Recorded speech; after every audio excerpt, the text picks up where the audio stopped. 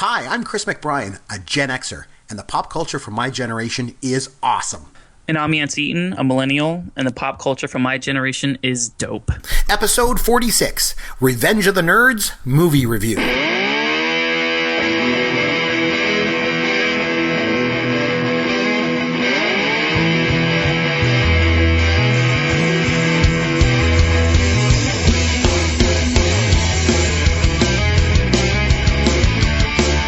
Hey, Chris McBrien here, along with Yancey Eaton. And just a reminder, this is Pop Culture World, obviously. If you enjoy this podcast, I did want to just mention something.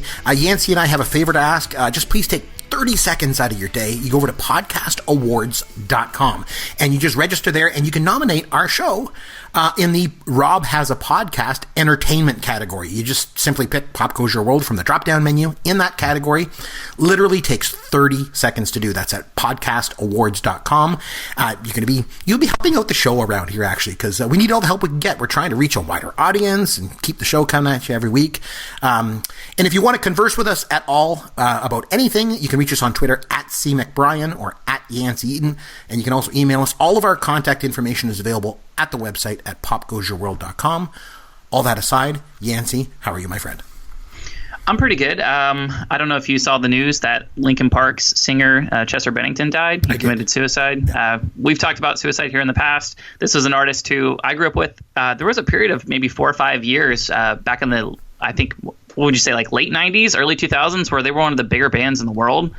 Just really unfortunate. This was a guy who was like 40 years old, had 6 kids, and he decided to end his own life. And I know it's a little bit of me repeating myself, but I will say it again. If you guys feel like you are not mentally sound, or you need help, or just you don't have any other options, like, please reach out to somebody, anybody. There's always going to be people who are willing to help, and you're not burdening people if you feel like you are. Really take something like that seriously and look for help if you need it. It's just really unfortunate to have to lose somebody like that. Like I said, a father of like 6 kids, and I know it's just really sad. I was kind of thinking about that. It happened a couple of days ago. I wanted to be a little bit more positive and upbeat, but I just felt like I needed to mention that at the top of the show. I think that's a great point, and we've talked about this before on the show as well. And as I mentioned previously, actually just this morning I was in lecture hall giving a lecture, and I said to the students, because a lot of them are graduating, in like about a month, and they're getting down to it. I always, try to remind them at this time of year, things are tough. There's a lot of pressure. A lot of pressure on students as it gets down to final exams and everything else. And I just always tell them, because, they know their cohort better than anyone else. Look around. If there's somebody that you haven't seen in a little while, or if you think that somebody's kind of down the dumps or something like that, reach out to them. Reach out. Yep. Say hi. Be a friend to somebody. Sometimes that's all it takes to make a difference in somebody's life. So anyway, I did want to mention one thing quick before we get into it this week. Sure. So my wife and I decided we wanted to start watching a new show.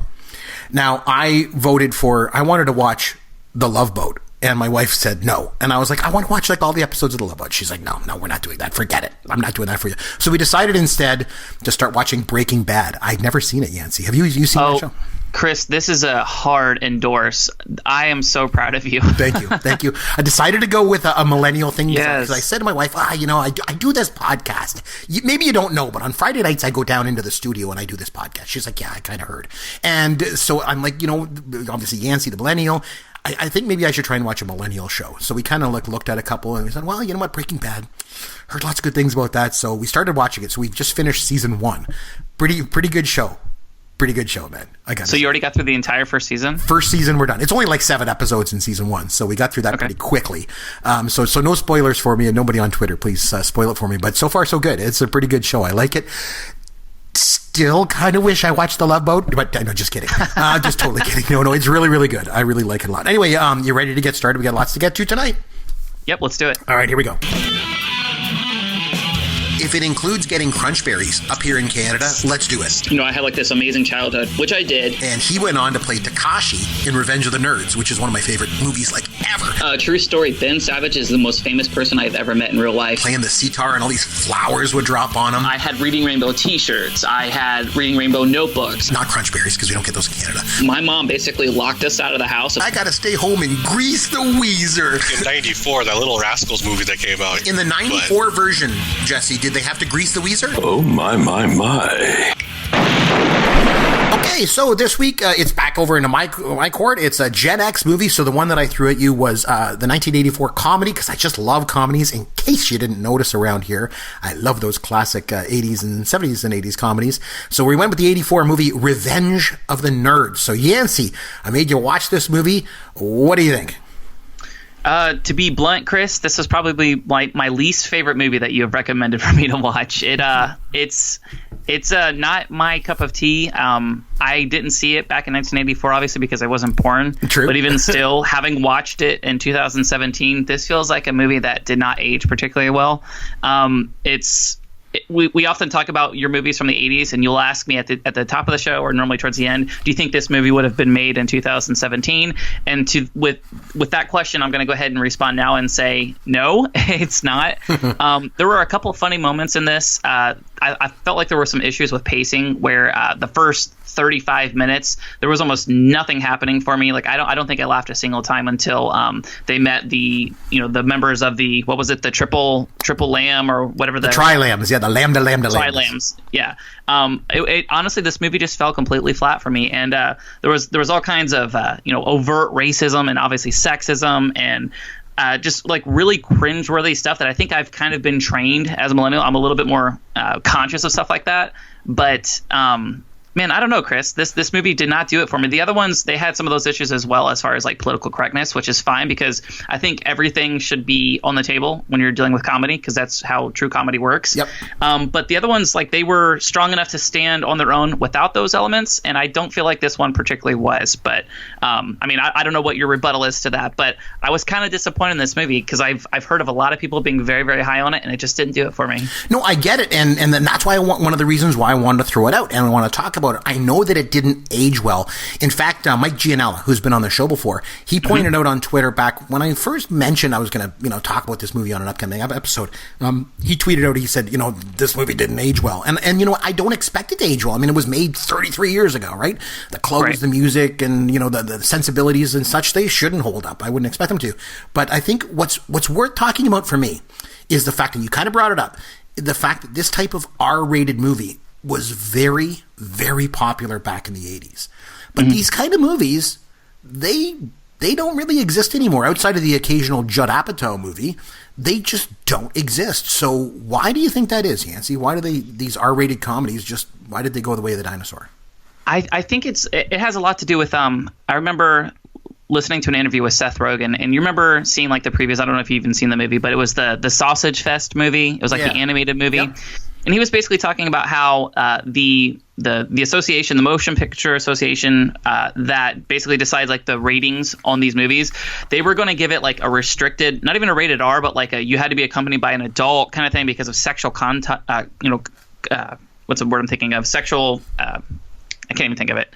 But anyways, they were going to give him this super prohibitive rating if they didn't change the fact that one of these sausages had like a little tiny like animated pubic hair on it, and basically talking about like that one rating, that one criteria, if it meets these little check boxes, it gets this different rating, and it makes it basically like a commercial disaster. Like it's really hard to draw people into those movies, and it cuts out a gigantic swath of the population that's going to be paying to go see your movies. So I think it's nowadays where you have so much money going into these films, despite the fact that there is an audience for them, nobody wants to create a movie where you're capping your audience at all. So it's like they're going to push the envelope just enough with like, violence and vulgarities and stuff. But when it comes to actual like frontal nudity or topless women, that's kind of where they draw the line. I mean, I don't know if that's like the best possible answer, but I do think it just has to do with the actual overall marketability of a film. No, I think you're onto something. I was I got talking to Brad Traylor on Twitter. You know Brad, Yancey. He's a really good friend of mine. Really baseball good friend guy. of mine. Yeah, good guy. Baseball fan too. So that makes him even better. He made a really good point to me, and I think I need to share it. And he kind of said that he was pointing out that back in the 80s there was basically one way for young teenage boys to see boobs. Oh my. And that was by watching movies like this. And so, I mean, this movie obviously took things kind of to the next level because of the whole hair thing. But, anyway, because back in the 70s and 80s, Yancey, there was not the same level of grooming in hygiene that exists now. But anyway, but now, like, millennials can see boobs whenever they want. You can basically go on your phone and you can see it. And when I was growing up, you couldn't. So the only way was to watch these R-rated comedy movies. And I think maybe that's a big reason why these kind of movies were so popular, especially with teenage boys back in the 80s. And that's probably why they don't exist anymore. Do you agree with that? That makes a lot of sense. That, I mean, it wouldn't come to me firsthand just because, Brad's a few years older than I am. So he probably, like, he lived through that. You lived through that and you experienced that firsthand, where that was like, groundbreaking at the time. Like the first time you guys heard about that movie or saw that movie in theaters, or a movie of like the similar, ilk or vein, and that, like, that's a big deal to you guys. You know what I mean? Like, if I were 13 and like I saw a movie and I'm like, holy crap, like that's the first time I had seen something like that. I was just in that era where we had internet whenever I was growing up as a kid, but it was dial up. It was really slow. And we had one personal computer that was downstairs in the living room. So there was no, funny business going on as far as that goes. So, I mean, that would have been a pretty big deal to me too. But my mom kept a pretty tight lid on the things that we were watching, that type of content. But I mean, that's just a really interesting point. I think that probably has a lot to do with why that genre was so prevalent back then. Because, like you said, you don't see anything like that nowadays. There's nothing. And I think that's part of, like, maybe the reason why they're not as popular now. But I think the other thing for me, I think it's that combined with something else, and that's money. R-rated movies mean less box office money because people under 18 can't get in. And so it all comes down to economics. So studios want to have, content that allows teenagers in. R-rated movies are not good because it's those teenage dollars that they want to get at. And back in the 80s, I think things were a little bit more lax at the box office. And maybe you can help me understand this, but I'll tell you this. When, like I say, back in the 80s, there was like R-rated movies, right? Kids under 18 couldn't get in. But the thing was, I grew up in a really small town. I grew up in Port Elgin, Ontario. It's a town with a population of about 5,000 or 6,000 people back then. So sounds lit. Yeah, me and my friends would go to the movies every single weekend, and we'd almost always get in. And the thing was, I don't think we were really supposed to be allowed in, but we always seemed to get into these movies. I remember one time the ticket guy was like, "Hey, this movie, you're supposed to be accompanied by an adult." And I was like, "Oh, yeah, that's my uncle up there, right up there in front of me." I pointed at some random guy, like totally wasn't my uncle, right? I had no idea. And then the ticket guy's like, "Oh, okay, we'll go on in." Like, what the hell did he care? He's like some guy making minimum wage, right? Right. So, I think, me and my friends, like, we used to get into these movies when we were young. When I was 14, when this movie came out, I saw it at the movie theater and I just loved it. We also had, we had a movie channel, that showed movies, after the theatrical release was done, like on TV. It was called First Choice. And I think it would change to like Super Channel or something it was called. And I would watch these movies over and over again. The thing was, I could tell my parents, I'd be like, "Oh, this movie is perfectly okay for me to watch. I went to see it at the theater." So they'd be like, "Oh, okay, well, go ahead and watch it." Like, and then so I'd go downstairs, I'd watch it, or would by myself, right? And like the thing is, so I think that was kind of a part of the thing about growing up in the 80s. I think, you know what I mean? Like, I don't know. Whereas, like you say now, I could easily access that stuff. I don't know. It was just such a different time, and I don't think they were as obsessed with box office take as they were with just cranking movies out. I think that's fair. I do think that's fair. I've got a question for you. Not to cut you. I got a question for you. No, sure. Go ahead. So let's put things in perspective. When you were growing up, when you were around that age, were there any of these kind of movies around? Like ones aimed at kind of an adult audience? And if so, what were those movies and how did you watch them if you weren't supposed to? I don't think I did. I hate to be super lame, but wow, no, I didn't even have Chris, I didn't even have a TV in my room. I shared a room with my brother, first off, and we didn't even have TVs in our rooms until like we were like 15 or 16 years old. Like that was not something that we did. Like I think I've told you this before, but like we were like outdoor kids, like through and through. If it were the summer, my mom would literally send us outside with a bottle of water and lock the door. Like she made sure that we were outside playing. There were times, when we had cable or like, when we got high speed internet and stuff. And even still, she was not about that life. That's not how she was raised. And she was going to make sure that, we learned to play and socialize and go outside and be friends with the neighbors and that type of thing. So, I mean, as far as like movies like that, I think there was one time where my parents used to rent movies all the time. We used to go to Blockbuster all the time. And I think it was Varsity Blues where they were putting it on, and there was like the one scene. I think there's a girl topless in it. I mean, I'm sure you probably have seen it. But I remember that popping up and my mom seeing it and like freaking out and basically, like rips the VHS like out of the DVD or out of the VHS player. And, she was just so upset about it. But, it's not like she's a prude or anything like that, but she was always, really really intentional with the movies and the content that she let us see, and we just didn't have access to it. There was no way to like sneak something in there because I didn't have a VCR in my room, I didn't have TV, I didn't have internet, we didn't have smartphones all through high school. They didn't exist. You know what I mean? The iPhone came out in 2007. I had already graduated high school. You know what I mean? So just there wasn't really a real opportunity there. Just never. And the thing was, like, you kind of touched on it too. Like, movies back in the 80s were not PC. You know, like, they just weren't. Like, you know, there was some overtones of, you know, sexism, definitely in this, you know, in this movie, and racism and things like that, you know, kind of cut to the bone. And this is just the society the way it was. You know what I mean? Like, this was sort of acceptable in the movies. Totally would not get made today for that reason. In 2007, they tried to remake this movie. And I looked that up. Yeah, there was a bunch of searches that kept coming up whenever I was trying to find it on Netflix, and there's like 5 of them. They went to remake it in 2007, and they even went so far as like getting it greenlit, getting it cast, and started shooting it. And they started shooting it after like about, I don't know, 1 or 2 weeks. The studio did not like the dailies that were coming back, so they put the kibosh on it. They shut it down. And well, they should. To me, this is one of those, like, you know me, I'm a big fan of the Gen X movies. I don't think they should remake any of them, and especially this one, because it is kind of like, the thing that I like about it is it's a slice of life. Like, it's like a slice in time. You know, it's like a snapshot in time.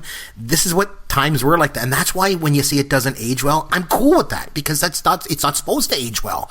This movie is you're supposed to look back at this and go, this is what it was like in the 80s. You know, whether people dressed, the clothes they wore, the music they listened to, and the sensibilities. The sensibilities, the way they talked, the way that they talked about racism and sexism, misogyny. Not that I'm glad that we've made lots of progression since then. Don't get me wrong. I'm very, very glad. But I'm just saying, it's interesting to go back and see what it was like. And for that reason, I'm glad that it didn't age well. It's like, for me, it's like, I always like going on the Game Show Network and watching old episodes of the Match Game.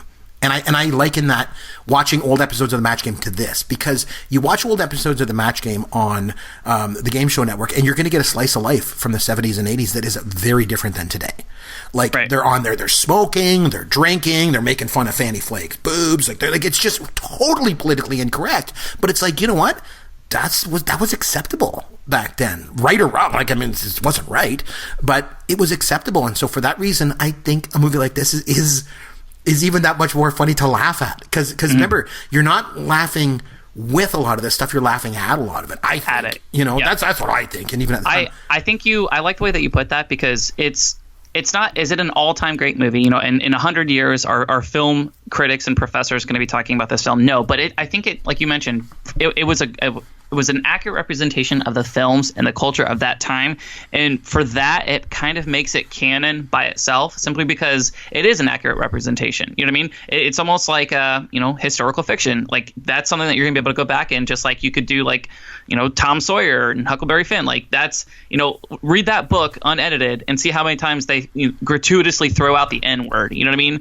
And then you see that and you're like, wow, like, that's really sucks that it was like that. But you're still glad that piece exists, because it is a flashback in time. And it kind of gives you a little bit more respect of, like, how people interacted. As far as, like, the film it goes, like we mentioned, you know, the racism, the sexuality and stuff, I think there's a way to do, I don't want to say there's like an appropriate way to be, you know, sexist or anything like that, but like with the Asian character, okay, I can't remember his name, Takashi. Like, they weren't making, he wasn't being funny by himself. Like, the joke was literally that he's Asian and he has an accent. And they kept beating that in with the same joke over and over again. You know what I mean? Like, he wasn't independently funny as, like, a person. The whole joke was, look, he's an Asian. You know what I mean? Like, that type of comedy, I think, is super, super lazy. Like, it completely rubbed me the wrong way. And, like, I literally thought, like, you know, there's a billion and a half Chinese people. And with the gay character, too, I think was kind of that way as well, right? Yeah, exactly. They're just, it's literally like, he's funny because he's gay. Like, they mentioned at one point, like, you know, oh, none of us have any dates to this dance that we're hosting. Well, Lamar does. Yeah, but he's bringing a man. Yeah, you know but that's with a guy. Exactly. That was so the punchline. There was no totally clever play on words. Yep. Yeah, there was no joke in there. Literally, the joke itself was that Lamar is gay. You see what I'm saying? Exactly. And that part right there, all of those jokes, that's why I think it fell so flat for me. Would it have been funny 30 years ago? I don't know, because I hadn't lived there. I assume it would have been funnier. People were more open. Like, I remember watching Delirious with Eddie Murphy and seeing how he talks about gay people, and the crowd is just they just can't contain themselves. It's so funny. And this is at the height of the AIDS epidemic. You know what I mean? So it's like, it's just a different time. And, I'm never going to appreciate certain pop culture moments like you are. And likewise, you're never going to appreciate some of the same things that I am. And like this film, like cemented that for me. It's like, oh, okay. I can be the most open-minded person in the world, and I will never get out of this movie what Chris is going to get out of this movie. Does that make sense? Oh, yeah, absolutely. And that's part of what I think is endearing about this film in a lot of ways. I mentioned it before. Just the fact that it's a slice of life, of time, it's a different time. It's a snapshot from a different time, and I think that's important to keep in mind when you're watching it. That being said, as a 14-year-old watching this, I laughed my ass off. And I remember watching it, even a couple years later, as a teenager, and really just laughing and really enjoying it. And one other thing, another take on this movie that I want to just kind of to go for a second. Remember last weekend I asked you, I said, do you think I'm a nerd? And you said, of course, that I was, because, I get it. I am. But so are you, right? I mean, we said that. But that being said, the fact that we're kind of nerds, like, could you relate to this movie at all from that perspective? Honestly, even their depictions of nerds, we've talked about Freaks and Geeks, right? And this made me think about Freaks and Geeks a lot. For a show that only ran for was it one season or two seasons? 18 episodes, one season, yep. Yeah, one season it got canceled, right? In your favorite year, 1999. Yeah, and it was one of those films where like I felt like their depiction of nerds was so much closer to my personal experience in high school, where it was just real people who were, they were socially awkward. It wasn't the fact that like they're quote unquote, like textbook nerds.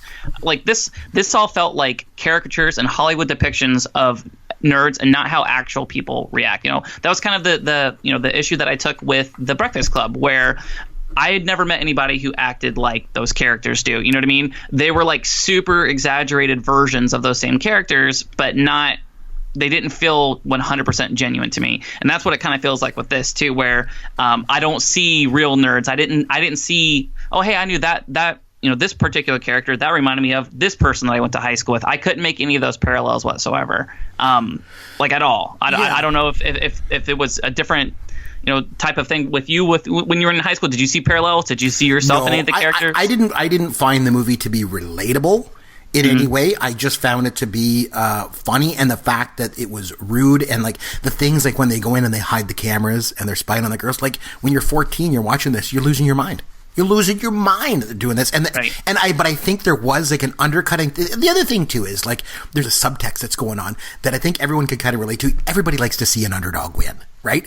And I don't care. Like I thought it was important at the very end when he's kind of goes up in front of everybody, and you realize that there's a lot more of us than there are of them, as he says, and that a lot of people have felt picked on or put down at some point in their lives. So it was kind of neat to see these guys actually, you want to see an underdog win, and you want to see these characters who are like total geeks actually rise up and actually take a stand, you know what I mean, and fight back against, all the jocks and stuff like that. So I guess in that case, but I didn't really relate to it, but I think it's entertaining to watch that process happen. I actually have an interesting point about that. And sure. I don't know if you've ever heard this before, but have you seen The Karate Kid? Yes, of course. Okay, so I don't know if you've seen like these fan theories, but there's a lot of videos on YouTube that basically talks about how I can't remember the Karate Kid's name, the main character. Daniel. Okay. Yep. They basically say that Daniel is the real bully and not the the blonde-haired kid. And there's all these these little video montages that basically show like a lot of the things that go on between the two of them. Daniel kind of starts, and if he doesn't start it, he definitely escalates it like exponentially more than the antagonist ever does, right? Mm-hmm. And I feel like that was a little bit going on with this one, where it was hard to be completely invested in the underdog story and the with these nerds, quote unquote, because you look at like the things that they did, right? Where okay, so the jocks crashed their party with some pigs. Yeah. So what do? They literally spied on girls and like have all these cameras in their house. You know what I mean? Yeah, like, exactly. Like that stuff gets you thrown in jail today. Yes, like I know. I don't see how that's even remotely. That's what I mean. That's why the movie didn't age well, though, because it was so different, right? Or like, I mean, what's another good example? But just like, there never seems to be like an equivalent response. Like he puts on a mask, he puts on a Darth Vader mask, and he basically deceives a girl into having sex with him, and then she finds out that it's not her boyfriend, and she's totally cool with it, and then 5 minutes later she literally says in a scene, I'm in love with him. Like I get that it's a comedy, but it's just like there were so many things going on in this film that like I just couldn't wrap my head around. Like I don't know. I just No, you are me with 100% right. answers. You are 100% right on multiple of those scenes. Like I say, they were wrong then, really, but I mean, they were, mined for comedy, right or wrong. And that's why, like I say, I think it's important that we look at this movie, and I do like it because, I do like the movie. Not that I like those themes in it, but I do like the movie because when I grew up, I thought it was really funny and I laughed at it. But it's one of those things that I think maybe, like I say, it doesn't age well because now we can look back at it and go, maybe this wasn't such a good idea to make jokes about this stuff. Even the scene when Gilbert tries to get on stage and address the crowd, and the football coach, is going to punch him. He grabs him. He's going to clock him one. And then all the Lambdas come walking out, led by UN Jefferson. And then they, of course, what do they do in the 80s to depict black guys walking out? Well, let's play bass guitar. Boom, boom, boom, boom, Yep. boom, boom, boom, boom, boom. Like, come on. Really? I mean, Yep. it's so bad. And then when the party's bombing, remember, and they're trying to figure out what they're going to do. They're like, oh man, should we eat or should we watch TV? And then Booker's like, I know. Wonder joints. And then they all start smoking up. And then it pans over to the two guys from Lambda, Lambda, Lambda. It's like UN's assistant or whatever the hell he was, and he's smoking the Wonder joint. And he's like, man, Yep. that's some good shit. It's like, Yeah. oh, come on. It's just, the whole thing just seems to be totally un-PC. I get it, you know what I mean? But I think that's part of what it is, though. You know what I mean? And it's part of what it was. If you look back at the movies of the time, there was a lot of that kind of movie, those kind of movies going on. Like movies like Fast Times at Ridgemont High and Risky Business and, Porky's and I've seen and Porky's. Private Lessons and movies like that. You've seen Porky's, and it's very un-PC and these kind of sex comedies. And like I say, they went the way of the dinosaur. And it wasn't until really like Superbad and maybe The 40-Year-Old Virgin with both American Judd Pie. Apatow. Yeah, American Pie is another good example where they kind of made a comeback. You know what I mean? But even still, they're not popular like they were back then. This movie was made for $6 million and it grossed $60 million. So it was obviously popular and was very profitable. So, there was a reason for it, Now, I understand that, the movie didn't resonate with you in any way and, you thought it was on PC and all that kind of stuff. But were there any scenes in it that you thought were funny? You mentioned a couple times that you laughed, and so what were they? I'm just curious to know what made you laugh on this movie. I like the one line where I can't remember all of the characters' names. I think it was Booger, but he's like, did you get in her pants? And he's like, well, she's not that kind of girl. Like, oh, so she has a penis. Yeah, why does she have a penis? It's I thought that was really funny. Yeah, I really like whenever they put on Thriller at the party, and then all of a sudden the entire dynamic changes. Yes. There were, you know what? Let me say this. There are a couple like little scenes and like interactions between either multiple groups or multiple characters that I actually found kind of endearing that I wish they would have pursued more. Like what? Whenever they invite the sorority in, and they're like, oh man, they're the moo-moos, like they're the, quote unquote the big girls, and like come to find out like these girls actually know how to party, they know how to have fun, they're like the most fun, real, best dancers, super fun to be around. Like that part I enjoyed. Or like how this all black fraternity, they embrace these geeks and basically give them a chance, even though there's only one black person in the entire fraternity, simply because, like you mentioned, the underdog thing, like they kind of saw a little bit of the underdog in these people, all the things that they've had to deal with, all the adversity of being marginalized in society. Like they're like, you know what? That's why we're going to give these dudes a chance. Because and in that scene, and sorry to interrupt, and in that scene when they're kind of pitching to UN Jefferson, and and they're saying, these are the reasons why, we wouldn't discriminate against anybody based on the color of their skin or, the religious denomination. And of course, then Lamar goes, or sexual orientation. And then the UN's like, oh, wonderful. Like, it's just, the whole thing's totally on PC. But yeah, you're right. That's a good point. Like they kind of let him in because they're kind of the underdogs and there's some relatability. That's a good point too. Yeah, no, I definitely think. Another one too, I'll say, I thought the whole montage of like the homecoming competition where there's all these different skills challenges. As I hit the mic, sorry, I didn't mean to hit the mic. Oh. I know this kind of is a contradiction. It makes me sound a little hypocritical, but the one line where I laughed the hardest in the entire film was when they were talking about Lamar doing the the javelin throw, and they basically the special wait till you aerodynamic. see this throw. Yeah, he's it's specially aerodynamic because it's going to go along with his limp-wristed throwing style. Because of course, all gay people have limp wrist style. Right. Like, meanwhile, so like bad. if you look at pictures of him, and I was watching different montage clips, and I saw his IMDb page whenever he was that age. He's jacked. He is. I mean, he's only 5'4", but gigantic biceps. Like he even said in an interview, I think it was actually in the special features in like a different later release version of the DVD, he was basically saying like he had to feel like after that movie he had to almost like overcompensate and be super masculine. Everybody thought he was gay. He was so good in the role. Legitimately gay. Yeah. I just thought that part was really cool. Most of like the over the top like college like the jock buffoonery kind of thing, like the whole ogre thing, I could have done without that.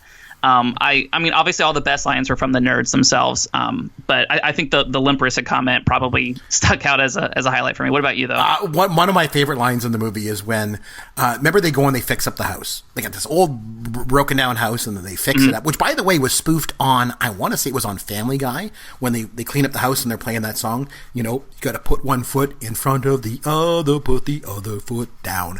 And I think Family Guy did a spoof on that. But anyway, neither here nor there. They clean up the house, they get it done, and Stan Gable goes pull it up on his motorcycle, and he's got Betty on the back with him, and she's like, "Oh man, it's amazing what they've done to this house." And then Booger is standing there looking at him, and Stan Gable goes, "What are you looking at, nerd?"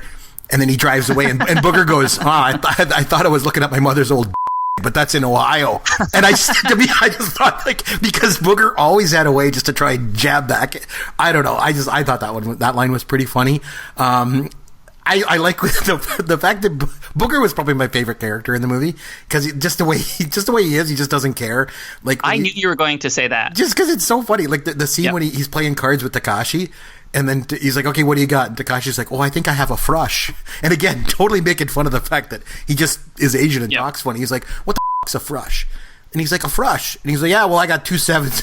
2 sevens beats a frush." "Oh, okay, thank you." Like, it's just, I don't know, the whole thing totally un-PC. I totally agree. Again, like the thing that you were saying about some of the un-PC stuff, like he mentioned when he was talking about when he met Judy, and he's like, why does she have a penis? And also when the one guy's like, "Hey, any of you guys got dates, here besides Gilbert?" And then Booger is like, what about you, Booger?" And he's like, "Oh man, no, I've been out combing the high schools all day." It's like so un-PC. like my God, I tell you. But I thought it was, one thing that was interesting was, again, after the scene where this quote unquote rape happens, because he puts on the mask, the Darth Vader mask, and pretends he's someone else. But she says, "Are all nerds as good as you?" And he's like, "Yeah." And she's like, "Well, how come?" And she goes, "Because all jocks ever think about is sports, and all we ever think about is sex." So I don't know. Some of it was pretty good. I thought it was pretty good. I will say this really quickly before we wrap up. That was the youngest I think I've ever seen John Goodman in a role. Like, he looked super, super young. I didn't realize it was him and I think until, it was one of his first movies. And the thing is, he plays a bad guy, which he usually always plays the good guy, right? Yeah. That part was crazy. And then also seeing James Cromwell, who I didn't realize this until I started really digging into him, like just doing random show prep and stuff. James Cromwell has been in so many movies that I absolutely love. Like, he has a real eye for taking parts, and I mean, he has so many actors credits. Like, it's insane. Like, he might be one of my favorite actors, like one of the unheralded actors of like the last 30 years. Yeah, he was very good, and one of the things you can credit him with in this movie was he came up with that laugh. So one of the things in the script said, "Hey, you got to have this goofy laugh, kind of like a goose honking, And you're taking away one of my trivia questions. Damn it. Oh, sorry, I won't get into too much. But I know Carradine couldn't do it. And then Jamie Cromwell came up with that laugh, and they all kind of imitated him, and they kind of used that laugh from there. But no, I thought Jamie Cromwell was good. And also the role of Judy, the one that didn't have the penis, Joan Cusack and Sarah Jessica Parker both auditioned for that part and didn't get it. It was just so funny. Again, I always like talking about those people that don't get that. But anyway, like I've made you watch a lot of comedy movies. And don't worry, I'm going to get you to watch some action movies and some dramas too. It's just that I love a lot of these old comedies. And this is one, like I say, once we got some conversation going on Twitter, and especially when Mike Gianella got involved, I thought it was interesting because everyone's like, this movie hasn't aged well. And I thought that's kind of the point. And I think that's what we need to talk about with this show. But that being said, I still laugh at the movie, right or wrong, because I watched it back when I was 14, and I relate back to those times when I was young. And the thing is, you're young and you just laugh at stuff and you just think it's all funny. But definitely times have changed, and nothing is truer than that never becomes truer than watching this movie. That's for sure. Anyway, what do you say now we have some fun with Yancey? Okay, Yancey. So over to you. You want to throw some trivia at me? Okay, sure. As always, you rattled off like 3 or 4 of the questions that I was going to answer. So sorry. I have to cross off some and go down the list. I'll give you the first one. All right. So at the very beginning, one of the first I think it's actually the very first scene of the film. They talk about the acronym ARV. Do you know what ARV stands for? Do you recall? Average restroom visits. Yes. Yes. Very, very nice. Yes. That was the first inkling where I'm like, okay, these are legit dorks. Like, these are geeks that would... Because he's like, I got the cruise control set at 35 or something like that. It was like crazy. Yep. Okay, so I try to be a little different, not just talk about the film itself, just because you know everything inside and out. But, okay, so we were mentioning Lamar, his character. Yes. Larry B. Scott actually plays him. Can you name his other two major popular movie credits? Well, I know for sure he was in Space Camp. That was a big one. But other than that, I just can't think of it off the top of my head. That was the big one, I would say. I actually mentioned it earlier, and it was the Karate Kid. Right. What part did he play in that? He was one of the dragon guys. Oh, okay. He was just like another Karate Kid, basically. I don't know. Maybe he didn't have a line or something like that. You're probably right, but whenever I looked up in his IMDb page, that's basically like what he was known for, was those couple of roles. That was kind of a cheap one. I'm sorry. All right, so we talked about actress Julia Montgomery. She plays the very lovely Betty Childs, who we see a lot of in this film. A lot, yeah. That's for sure. Can you name? She was actually on Cheers for one episode. I don't know if you knew that or not. Did you? No, I don't think so. No. No? Okay, so you're probably not going to get this. But like I said, she did play in one Cheers episode in 1992. The name of the episode was titled The Beer is Always Greener. Okay. By chance, can you name the first name of the character that she played in that episode of Cheers? I don't think I could. No, sorry. It's okay. Sorry, I was trying to tie two things that I knew that you were slightly aware of. But her name was actually Ellen. Oh, so cool. Ellen. Cool. Yeah. All right, so this film is based around the fictitious Adams College. What real-life university did they actually shoot this film in? Oh, they shot it in Tucson, Arizona at the University of Arizona. Bing, bing, bing. Yes. Very nice. Ooh. I knew you would get that, I thought. So, okay. The funny thing was, just as a little aside story, the president of that university didn't want them to do it. He was like, okay, yeah, you guys can shoot your movie here. Why not? Hollywood movie going to come here and shoot. I'm fine with that. Until he read the script. He read the script and was like, I don't want them to do this. At that point, it was too late, right? So he didn't back out. He let them actually shoot it there. And so what they did was they took his name and they gave Booger, because Booger in the script was just called Booger, and they gave Booger's a real name in one of the scenes, and his name was Dudley Dawson, and that was the name of the president of the university at the time. Very nice. That's just a little side thing. Anyway. Very nice. Okay, so we talked about John Goodman's character. So his name is never actually spoken by any character in the entire show. No, it's not. You're right. It isn't. Yeah. But it is. But it is actually written on the door of his office, and it's Coach Harris. Damn it, Chris. Oh, yes. Okay. It's also in the closing credits, if I remember correctly. So it might be. Yeah, I didn't stick around for the credits, to be honest with you. Can you name the video game that Wormser was playing on that little black and white TV? Oh, it was something like DVX or something like that. I can't remember it off the top of my head. I think you got it. I'll give you partial credit. Oh, I get an X in it. Yep. It was called Space Master X7. So you were in the ballpark. Yeah, I can tell you've probably read it before. I'd heard it before. I knew it. Yeah. And by the way, and how about that scene when Gilbert and Judy are in the computer lab and he's like showing her like, hey, this is what I can do with a computer, and he's using the two stick people to like hold hands and dance. At the time, Yancey, that was like major, incredible things he was doing with the computer. Just so you know. And I like, speaking of unrealisticness in movies, he's literally just like mashing buttons and like somehow making like everything you said, work. I know. He's just like typing in. Yeah, exactly. I'm like, oh, okay, that's not how that works. There's no mouse on the computer. It's all like basic programming at the time. Yeah, right? But sure, man, that's cool. Yeah, whatever. Okay, my last question. Like I said, I had like 5 more that you mentioned during the show.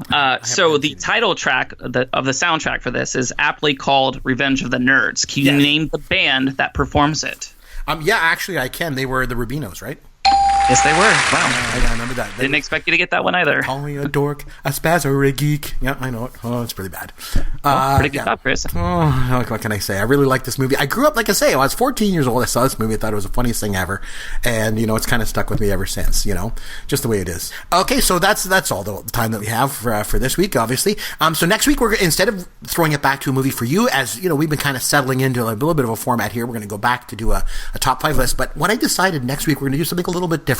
I decided that we would take a look at our top 5 childhood celebrity crushes. So, when I was growing up, and I'm sure you as well, growing up, had some crushes on some celebrities. You know, I certainly did. I know you did. Correct. And to kind of balance things out a bit, instead of us just, going through our top 5 list, we're just two guys. And I think it would be interesting to have what mine are from the 80s and what yours would be, from the 2000s. But I thought to balance things out, that we bring on a female as a guest to kind of balance things out. And her age is kind of in between the two of ours, so it's going to be interesting to balance out. What do you think?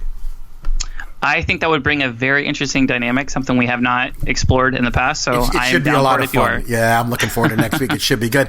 As I mentioned at the top of the show, if you want to reach out to us on Twitter and reach out to us and talk to us about anything at all, show related or not, you can reach us on Twitter at C. McBrien or at Yancey Eaton, or again, go to popgoesyourworld.com. All our contact information is there. And if you have 30 seconds of your day, do us a favor and head over to podcastawards.com and nominate our show under the entertainment category. It's called Rob Has a Podcast entertainment category. Drop down menu, find Pop Goes Your World, nominate us there. We'd really appreciate that. Until next time, this is Chris McBrien on behalf of Yancey Eaton saying thanks for listening to Pop Goes Your World, the pop culture podcast for the generations. Thank you for listening to the Pop Goes Your World podcast. Continue the conversation on Twitter at C. McBrien or at Yancey Eaton. Please consider leaving a review for the podcast on iTunes or wherever you download and listen to the show.